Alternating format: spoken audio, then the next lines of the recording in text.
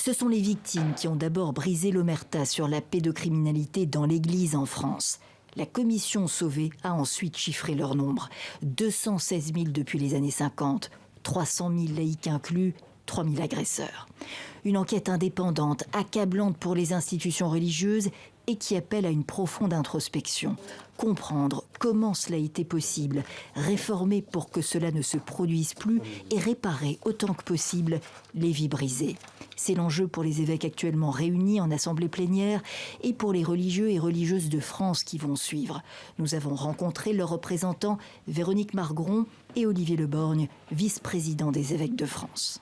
Les agresseurs ont gravement trahi la mission qui était la leur et les silences complices, conscients ou inconscients, les silences inconscients mais qui étaient complices, ont gravement trahi la mission qui était la nôtre. C'est évident. Moi, il n'y a pas de doute là-dessus. Donc, est-ce qu'on s'effondre ou est-ce qu'on en fait une opportunité pour rebondir ? Pour les victimes mineures, pour beaucoup au moment des faits, c'est aussi l'espoir d'une réparation financière. À quel horizon ? Pour moi, il faut pouvoir recevoir les premières victimes qui le demandent dès que possible, fin 2021, début 2022. Après, ce seront des processus lents parce qu'il faut écouter les gens, il faut arriver à comprendre qu'est-ce qui est important pour eux. Enfin, encore une fois, il s'agit d'être au plus près de chacun, quoi, autant que cela nous sera possible. Une indemnisation prochaine est illusoire. Début 2022, non, ce ne sera pas fait. On met des procédures en place, enfin, peut-être que vous savez faire, mais moi en 3 semaines je ne sais pas faire. Donc j'espère bien que ce sera très clair dans le courant de l'année 2022, mais le 1er janvier 2022, je ne le crois pas. Des réparations forfaitaires ou individualisées ? En tout cas, pour nous, à la conférence des religieux, là où nous en sommes dans notre réflexion, c'est exclu. Et le rapport Sauvé demande à ce que ça ne soit surtout pas forfaitaire. Justement parce que le traumatisme, il est individuel. Dans les atteintes sexuelles, ce qui compte, c'est le mal subi par la victime. Et pas seulement la réalité, évidemment qu'elle existe, mais du mal commis par l'agresseur. Mais la façon dont c'est venu impacter, parfois, en effet, les 40 ans, les 50 ans d'existence de la victime. Sur le forfait, ça tombe bien, nous on ne voulait pas de forfait. Mais on rencontre des victimes qui ne veulent pas reprendre la parole sur leur histoire. Et on dit, nous on est prêts, si vous ne voulez pas reprendre la parole, à dire peut y avoir un forfait.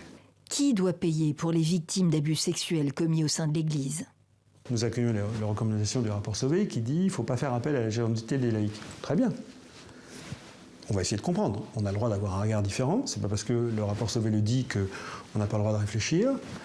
Et ensuite, il se trouve que moi, je rencontre des chrétiens qui disent « mais je me sens responsable de ces hommes et des femmes qui ont été abîmés, qui, si elles se sont adressées à l'Église, qui généralement n'ont pas complètement arrêté le lien, je veux leur dire qu'elles sont mes frères et sœurs et que je veux prendre soin d'elles. Il va falloir m'expliquer au nom de quoi je leur dirai « il n'en est pas question ». Si vous avez un ami qui est dans l'embarras et on vous dit « je t'interdis de l'aider », il faudra me l'expliquer. Que ce soit du côté des églises diocésaines, des évêques de France, ou que ce soit du côté des religieux, je ne sais pas vous répondre à cette question, comment elle le pourra. Mais tout ce que je sais, c'est qu'il le faut. Donc, il faudra bien trouver les moyens de faire face.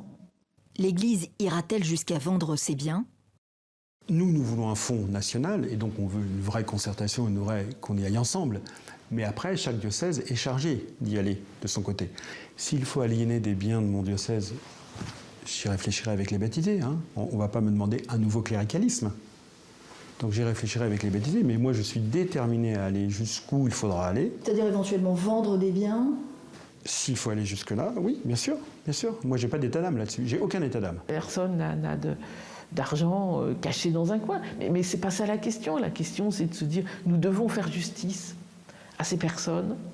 Donc, il faudra trouver les moyens de pouvoir le faire de façon juste, de façon vraie. La crainte des victimes, c'est que les choses traînent en longueur.